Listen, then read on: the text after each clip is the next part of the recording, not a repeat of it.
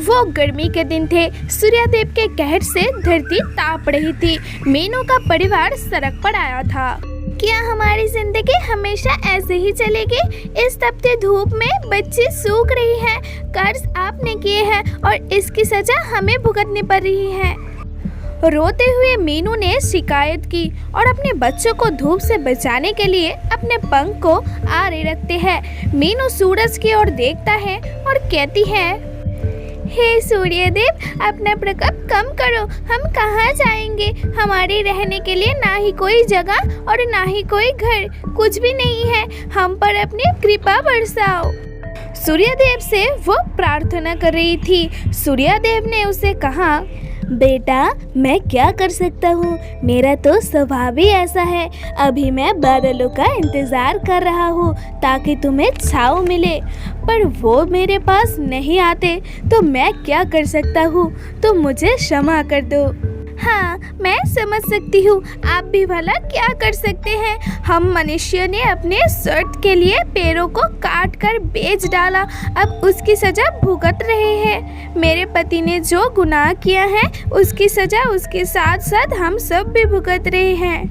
ये बात कहकर मीनू बहुत उदास हो जाती है। सूर्यदेव भी इस बात से बहुत दुखी थी।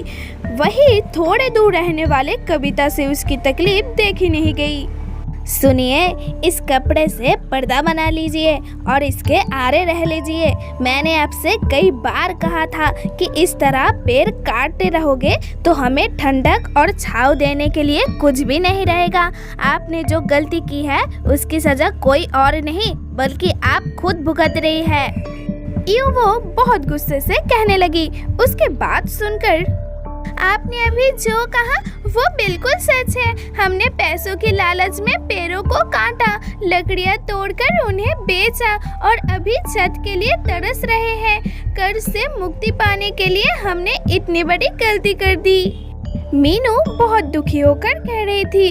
तभी सूर्यदेव ने कहा, तुमने हर समय वर्तमान की छोटी मोटी जरूरतों को पूरी करने की ही सोची, पर कभी आने वाले भविष्य के बारे में नहीं सोचा। यूं दुखी होकर सूर्यदेव ने भी कहा, पर आप बात बहुत आगे बढ़ चुकी थी, कोई भी कुछ नहीं कर सकता था। तभी उसके पास रामू आया। दोस्तों, मैंने पूरी एक हफ्ते तक उड़ उड़ कर तुम्हारे लिए एक बहुत ही अच्छा जगह देखी है। वो जंगल बहुत ही सुंदर है। यहाँ से हम सभी पक्षी वहाँ पर जा सकते हैं, पर हमें एक बात का ध्यान रखना होगा। जहाँ भी हम आसरा लेने जाएंगे, अगर उस जगह को भी हमने पैसों की लालच में बेच डाला तो हमारे पास खरीदने के लिए छांव भी नहीं रहेगी। सभी रामू के बात से सहमत हुए।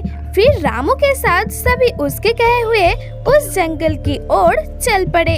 सभी रहने के लिए अपने अपने जगह बना लिया और जंगल में मिलने वाले फल और सब्जियों को बेचकर वहीं पर सभी खुशी खुशी रहने लगी। एक दिन कविता उस जंगल में आए और वहाँ पेड़ काटने लगे। कहीं से रामू ने ये देख लिया। अरे, ये फिर से यहाँ पर पेड़ काटने आ गया। मुझे अभी सभी को ये बात बताना होगा। रामू ने अपनी सभी सहेलियों को अपनी ये बात बता दी। आप अच्छे से जानते हो ना, आप जो अभी कर रहे हैं उससे आने वाले पीढ़ी को कितनी तकलीफ होगी।